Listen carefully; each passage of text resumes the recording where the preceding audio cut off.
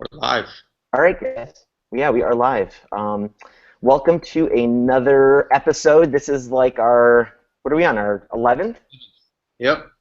Yeah, we've done this for 2 weeks. We have a guest in the house for the week, Carlos Segura. So yeah, this is kind of cool. Hello, Carl, guys. Yeah, I know I've got a few friends watching, so hello to everybody. so everybody knows who Carlos is. Carlos is one of my original partners in 37 Signals. So a lot of people don't know how far it goes back, but it was me, Carlos, and a guy named Ernest Kim. Ernest works over at Nike now, who started 37 Signals together back in '99, in August of '99. So I've known Carlos before that, and then we worked together for a while, and then we sort of split off and did our own things. And Carlos is someone who I've admired a lot over the years. He's done, I mean, how many businesses have you run? 5 or 6 Yeah, concurrently? yeah, Kinda yeah. And I feel like I've learned a lot from you, and it's cool to have you on the show. Well, thanks for having me, man. It's definitely an honor to be here with you guys, for sure. So we've never done it with a guest, so this is the first time we've done this. And I thought it'd be cool. Like Carlos and I get together and we have lunch and we talk about a whole bunch of things, and we're always like, man, we should record this stuff. I know. Thought we'd have him on for a week and just shoot the shit about product development and design and what makes design good and bad and product development good and bad and what products are worth doing, which ones aren't, and all that stuff. How to work with clients, things that you have a lot of experience with. Yeah, I mean, we definitely go into these deep dives of discussions of general things. You know, I think the interesting thing that happens when you and I talk is often stumble onto this part of the discussion that is unexplainable, not only with regard to how we're thinking, but also the very reality of how marketing is done, why it works, why some things are important, why some things aren't. And sometimes the very people who do it, we tend to put a lot of, we put them on a pedestal thinking that they have all the answers, and the truth of the matter is that nobody really here has an answer. We have our own story, and our stories are interesting, but to approach someone and request an answer on how to do this or the other isn't really what I think should be the approach. It's really to take an interest in how they did it, and maybe you regurgitate that story into something in your own life and make something out of that. But there's no way you can replicate someone else's experience. I mean, you can't even replicate your own. You and I have talked about this a million times, Jason. Yeah. Well, let's talk about that because you do a lot of speaking, and I know that you were in Spain recently doing some talks, and we had a chat about this idea about giving advice and how it sort of actually makes us uncomfortable because we're doing a show, we're sort of talking about some of the stuff as advice and some of the stuff is just observations and experience, but how a lot of people are looking to somebody to tell them what to do, and the truth is like very few people, us included, I think, know exactly what to do in most situations, and I almost feel like a charlatan telling people what to do because I don't know either. I just know what I know how to do and what works for me. Well, that's exactly right, and I think you and the three of us, I assume, are in a fortunate position to be asked to speak to our peers, and of course it's an honor. But I have a level of discomfort, and it's part of the reason why I get uncomfortable when I go speak in front of people, because I don't want to get up there and pretend to come off as the guy who has the answers or the solutions or the guidance or even an opinion that is formed by or seen by everyone as the answer, because it doesn't exist. And so, as you said earlier, you feel a little bit like you're cheating your audience, in a way, because, I mean, what the hell are you going to get up there and say that logic doesn't bring to the table? Common sense doesn't bring to the table, right?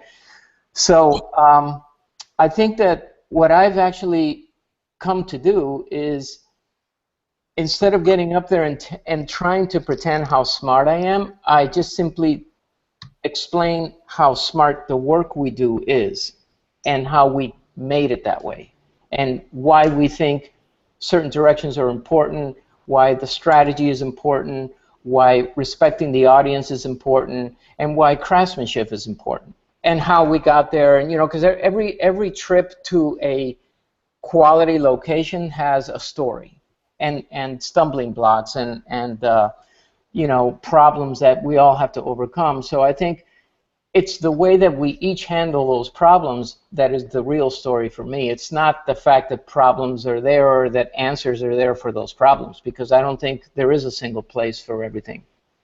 Well, let's bring that back to product development, which is what this show is about. You have to run teams who do work, and how do you feel? How do you tell people? How do you feel confident telling people what to do on your team, or like what direction to go in? If you feel like this is just your own opinion anyway, like how do you? I know a lot of product managers actually struggle with leading when they're not sure themselves what the right decision or direction is. I have that myself when I'm going through a product design. I'm like, I don't actually know. I don't know if this is right. How can I say that it is? I kind of struggle with that sometimes. I'm curious about how you deal with not being that confident in an idea early on, and then like leading the way to help get it done. And Nate, by the way, Nathan, like join in on this question too, if you ever have that experience. But let's start with Carlos.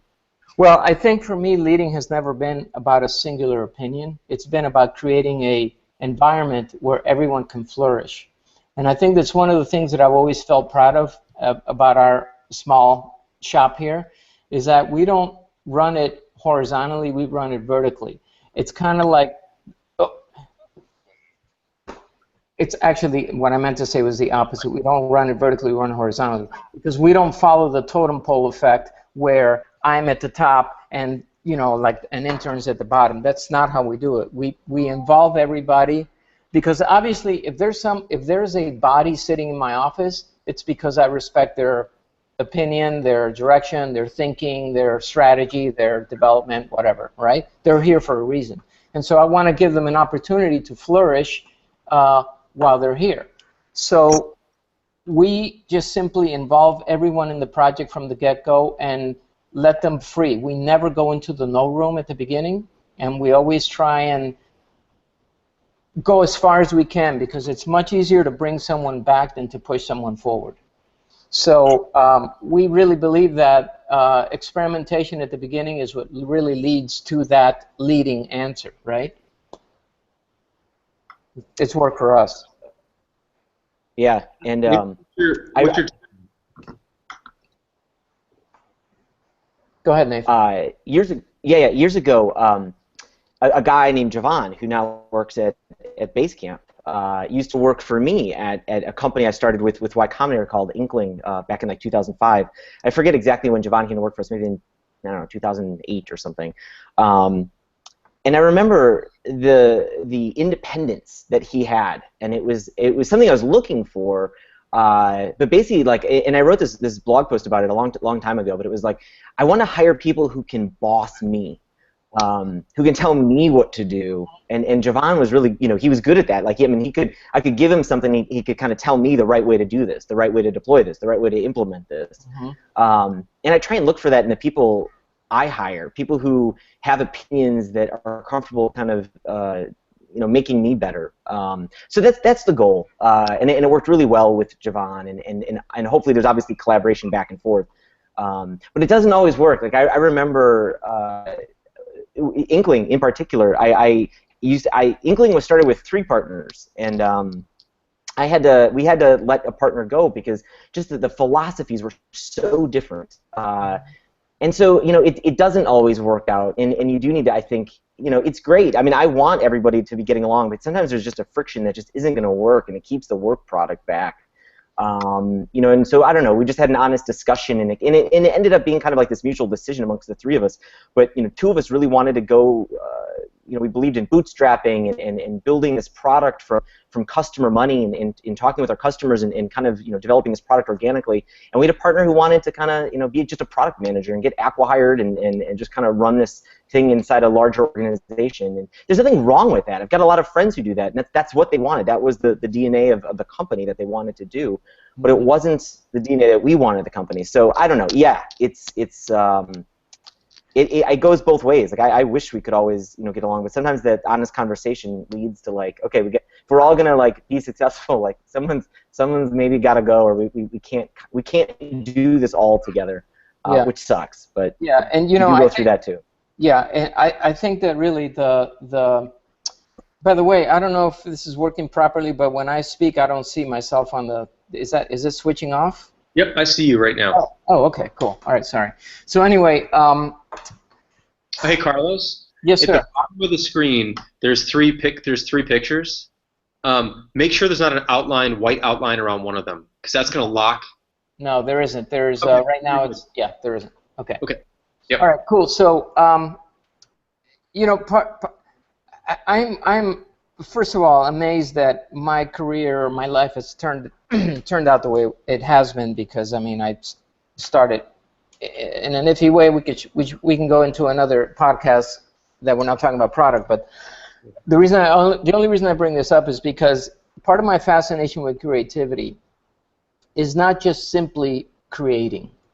It's managing the human expression, not only from the inside out, but the outside in. And you were talking about partners earlier, Nathan, and I stuff like that doesn't actually surprise me, because I think like we're all completely different, and there is, as we mentioned earlier, no right and wrong. So some people may have a different vision with regard to a direction to take and so forth. But I'm just simply fascinated by the fact that we have a piece of meat inside our head that generates the stuff that humanity has seen in the history of humanity. It just blows my mind. Justin and I often talk about how weird humans are, because in 1 second we can invent a heart valve that'll save lives, while at the same time bombing each other in a war zone or whatever. And it's too freaky for us to even handle many times.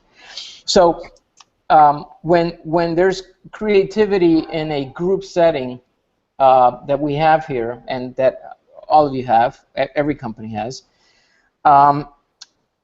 I think that the most critical thing for me is just the simple word of freedom. Just freedom to be able to be who you are, to be able to create, to be able to think, to be able to bring to the table and identify a direction that comes from you is the most beautiful thing you can do for someone that works with you, not for you. Because when you start thinking that people work for you, then you start to get cocky. So I think that for me, I just love this relationship that I have with the people that I work with, because at the end of the day, it's just it's all about respect and being able to. Now, okay, so you'll have disagreements, right? So the thing to do is to be able to not only hire people that you can trust the creative process to, but you need to hire people that you can trust the communication process to, because you have to be able to tell them what you honestly think. And most people don't really want to hear the truth. They say, well, tell me what you really think. They don't really want to hear that. They want to hear a confirmation of what they think. So it's a little bit of a massage thing, but I've always found that honesty from the very, very beginning really does help the end for me. Do you think when you guys hire people, a thought just popped in my head. Do you ever think about, can I argue with this person? Like, is this someone I can argue with? Absolutely. Because, and I mean that in the most positive sense, right? Yep. Like someone whose ego won't be bruised, who can push back, who's willing to listen, who can tell you, like you said earlier, who can show you something you didn't see. I don't think about that like a whole lot, but I don't think about it explicitly. But now that I think about the people, I think you do. I think you do, because I know you. Okay. I think I know how you treat people. I know how you are. I know what kind of a thinker you are. And I know that you respect that. I know it. You may not do it consciously, but that's actually the beautiful part about it, that you don't even have to think about it. You know, so when you have to force it out, you're kind of almost like tricking yourself, right? At least that's how I feel for me. So I think that you do know, and I actually at the beginning try and find a way to test that very thing and to see how is this going to go, you know, and it's kind of like a first date. You know in the first 10 minutes if it's going to work out or not. You just do. That's what human beings do. That's why the phrase "read a book by its cover" exists. Yep. My CTO Michael at Highrise, he's got he does this I guess in interviews. He purposefully trolls a candidate a little bit. He eggs him on to argue with him a little bit about an opinion because he wants to see that back and forth with somebody to see if they can have a constructive dialogue that might be a little like contentious. Yeah. It is work. How do you guys deal with? Go ahead. How do you guys deal with compromise? Like when you guys do meet someone, when you have a partner, when you have an employee that you do end up having to compromise with, you know, you come to a decision, and for whatever, one of you is going to get their way. You know, because obviously at the end of the day, something's got to ship, and say one of you gets their way somehow. I mean, are you keeping a tally in your gut about who got the last one, so you get this one, or how do you kind of How do you deal with that final moment of like, okay, we got to make the call and you know, make sure everybody still feels good in the end, even if they have to kind of go against the thing that they wanted to do? Well, I mean, look, there's always an uncomfortable spot that every relationship reaches, and there are just certain realities in the world and in business and in personal, and that is that someone has to have the final say. It just has to be that way. That's how human behavior is structured. So if we ever get to a point where there is absolutely a wall that we're hitting, it just simply has to be that, in my case, I make the final decision. I'm sure in Jason's, I don't know who makes the final decision. It's either Jason, depending on certain things, and David and others, or someone else who works there. And in your case, I'm sure you have to make final decisions. Now, we try every possible way, every possible thing to not reach that, you know, wall. We don't like the wall, so we try and stay away from the wall. But if it happens, then that's just how it has to be. My bigger interest, though, is what happens when there's a struggle with a client and how to set the expectations that a client is going to have when he comes to you, because obviously for a lot of creatives, you know, you kind of know, like if you go to 37, well, you guys don't do private work anymore, but I don't believe, right? Nope, we don't. Yeah. When you go to certain places, you kind of know the place because you're going to them, right? You know what they stand for, you know what kind of work they do and all that kind of stuff. So there's a certain expectation that you have. And I just try and really be as honest and really, you know, I just want to make very, very clear that when I say I try to be as honest as possible, I literally mean that. I'm not like using it as a phrase. I try to be as honest as possible. Down to, you know, if a client asks me for a certain thing and after I review the strategy I feel that that thing that they're asking for isn't the right thing they should have, then I will tell them, right? Or if I think that they're doing something not because they need to do it, but because simply a competitor is doing it, so they feel they have to jump on board, it's not going to serve them any good, but someone else is doing it, so they feel they have to do it, I'll tell them my opinion. And I tell them as respectfully and as honestly and as helpful as I possibly can, so I can try and get the biggest bang for their buck, while not talking down to the very audience that they're addressing.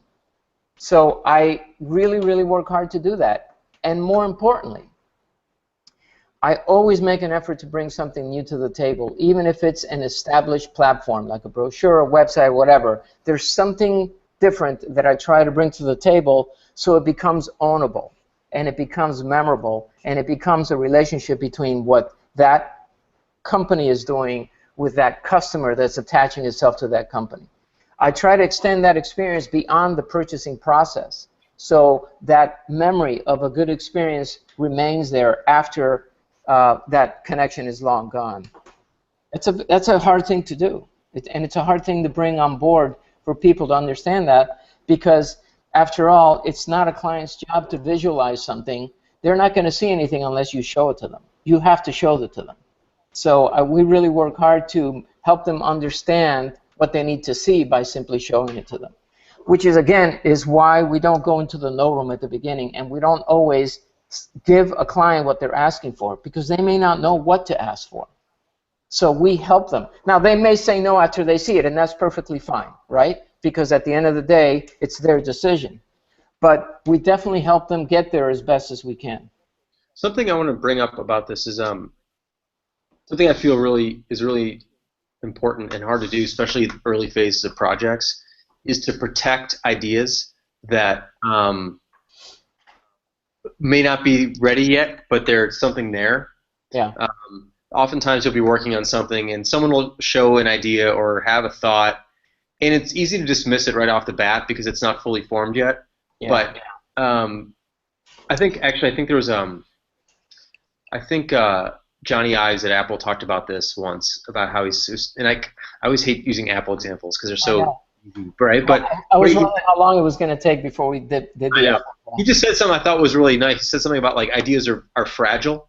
They can be shattered really, really, really easily, and protecting them is important early on, because that's kind of the creative process is very delicate in the early stages, in that you just throw something out and you put your neck out. Mm-hmm. And I think people who don't do that kind of work don't realize how unformed some of these ideas are at the start.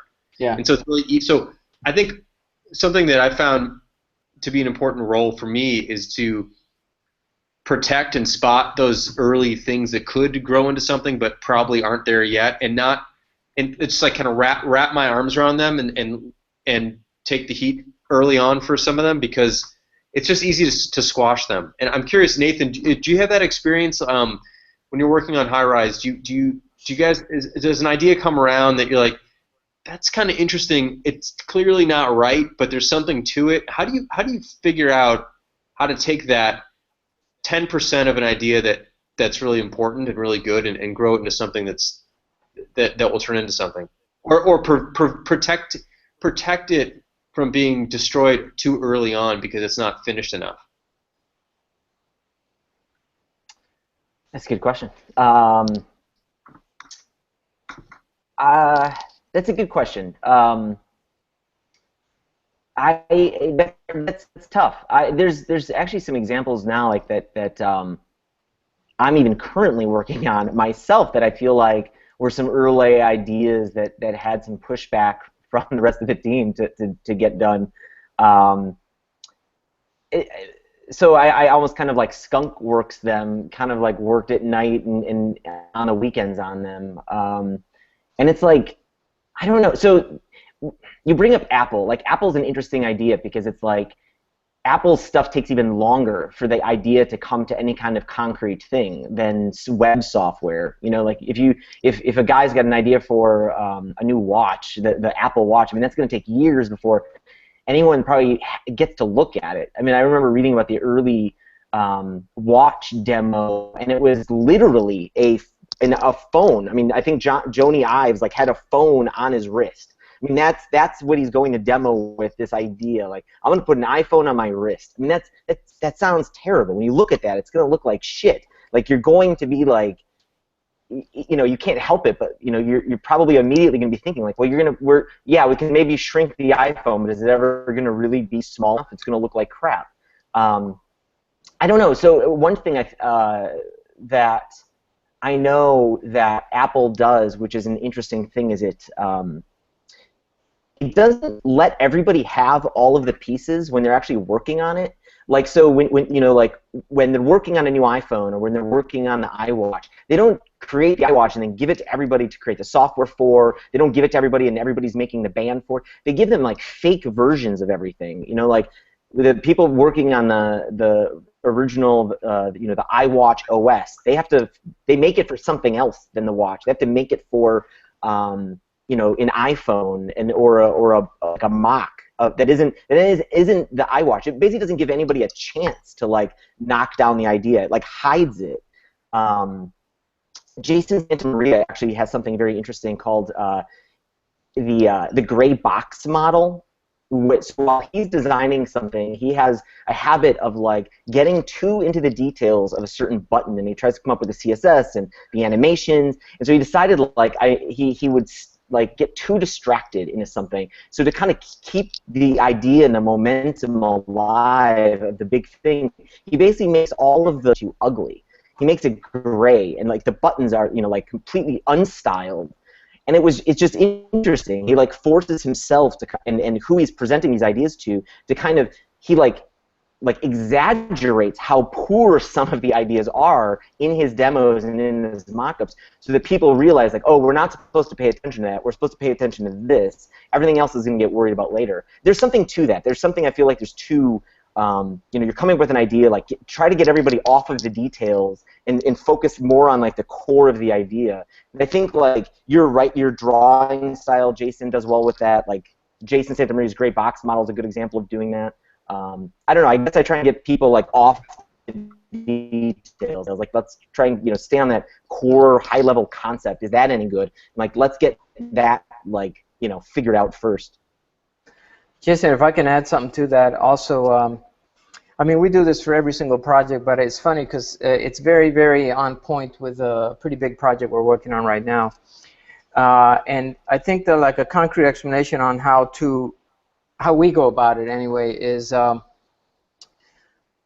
you know, I've talked about the no room earlier, and I think that when you leave that yes room, you walk out with some amazing stuff.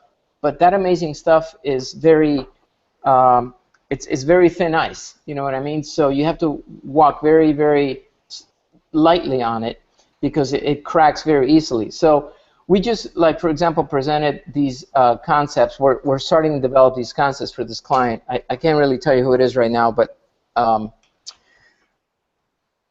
in the process of creating the ideas that we believe pushed to a much farther level than was requested, we were realizing that the normal form of creating a layout or a presentation wasn't cutting it. So we decided to spend our own money and produce the pieces, one-offs, so we could physically show the client.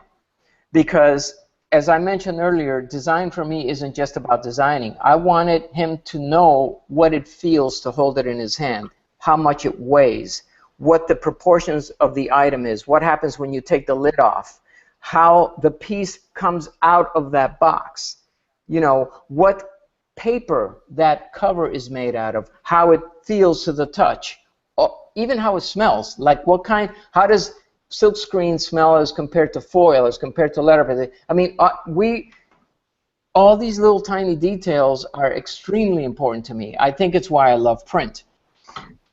So to answer your question, I think that the effort that we make to help a fragile idea go to the next level is to help it along, even if it's at our own expense, to see not only how the client feels, but frankly, and I think more important, how I feel. I want to show something to the client that I am completely proud of. You know what I mean? So that's very neat. Yeah, that's interesting. Yeah, so I feel like if it comes out of here, I have to feel good about it, and I can't feel good about it by showing him a JPEG. If you know I can't communicate with a JPEG, then my client's not going to be able to either. So I really feel that that's important. That's how we do it. Hmm. That's interesting. Jason, how do you? I mean, go ahead. Go ahead. No, I wanted to hear more about like what do you? Yeah, how do you protect those ideas? Well, I don't know. I don't know what you mean by protect, but can you expand on that? Well, Jason, I thought was going to go over kind of like some of what's going on there. I mean, how do you what is the next step of like taking one of these fragile ideas and like letting somebody run with it, or letting them have room to kind of get this thing to a place where it isn't fragile anymore? Well, I think as you build something, it comes to life before your very eyes, and because you're the one that gave it birth, you are able to manipulate how it goes. We did multiple tests of this particular lid, for example, for this piece that we're working on, and we ended up doing a 3D printed lid, which was absolutely stunning. And now we're sourcing it to go either 3D printed for the complete project or white plastic molding. That's the stage that we're in right now. But in the process of doing the 3D test, for example, to show the client, we farmed out the CAD file to 4 different vendors to see how they can produce the same lid with different materials, with different textures, with different thicknesses and you know, patterns and all that kind of stuff. And obviously we got one of the 4 that we really liked, and that's the one that we showed to the client. And he loved it, absolutely loved it. And that's the one we're producing now, by the way. So I think that part of that process is you really have to dive in and talk about and pay attention to every little detail. Jason and I talk about this stuff all the time because we're car lovers, and we always talk about the details in a car. There's 100,000 parts, and a human being made every little single washer, rubber piece, and all that kind of stuff. That happens because people pay attention. Cars work because people pay attention, right? So it's no different for a brochure or a website or code or whatever. You have to pay attention. You have to current type. You have to lead type. You know, you have to work on leading. You have to do all those beautiful little things that separate, you know, a craftsman from the average person that doesn't pay attention to stuff like that. So we do that even when we're doing a comp, when we're doing an idea, when we're doing the very beginning of the thing. We try and we try to visualize what the final product is before we get to the final product. I think now, we only have a minute to go, so we gotta wrap this one up. But what I've seen from Carlos's stuff in the past is that even early stuff, because he's presented some early work to me, and he doesn't let. I feel like he doesn't let you see. He doesn't let you see it at a point where it's easy to smash it. You can still smash it. Yeah, you're right. But and I have, but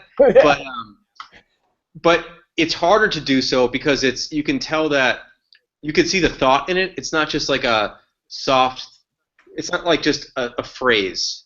Yeah. I think that's the thing. Is like the best way to protect some, or not even protect. I don't know, whatever the right word is, but like cultivate some early ideas is to give the ideas themselves enough respect to put some time into them prior to presenting them, versus just throwing an idea out in a sentence, which doesn't have any substance to it, and it's very easy to knock that out of the park, like, or just knock it out of your face. Like, it doesn't have any weight. It's like a feather. You kind of want to give it something so you can look at it, hold it, feel it. In our world, it's not, you don't feel it, but you look at it, but see something and see the idea behind it. So whenever I put something out there that's very, very unfinished and very early, I try to put my thought process down in writing around it and share sketches about how it came to be, and try and like show the ideas behind it so people can understand where it's coming from, versus just this very meager little idea that's a sentence or two or a phrase, because it's very easy to bat that out of the way. You're absolutely right, and I think just one final thought is I think it's really important to put ideas in context like anything else. I mean, you know, it's nice to see cool things, but cool is easy. Smart is intelligent, and smart has a longer shelf life. And when you combine cool and smart, then you're way ahead of the game. So actually, one thing I want to end with is I forget who this was. I think it was like Thomas Jefferson. I think it was Thomas Jefferson. I'll find out for the next show. He wrote. There was some quote that he actually wasn't even a quote. It was an excerpt from a book about him. He found out the best way to get his ideas across was to come to any meeting with like 10x more prepared than anybody else, with blueprints and a presentation and thorough ideas. So he set the tone. So when he smashed this thing down on the table and it made a noise, and everyone else had a piece of paper in front of them, everyone had to look at what he had, because he had so much more thought into it, and it was so clear that he put more time into it, that people can't help but defer to that. I think that's a really good way to take something that's not formed yet, but to wrap it with the thought and the idea and the gravity that comes with that, because it's a lot harder to ignore that. I think it's just a human thing. It's harder to push that away when you know that someone's sunk a lot of thought into it. So anyway, we can talk more about this perhaps the next show, but we want to keep these 2.5 hours. So great. We are done. Okay, well, hey, thank guys. We'll see you tomorrow. Talk tomorrow, same time. 3 Okay. p.m. for you guys. Cool. All right, sounds good. All right. Later. Bye.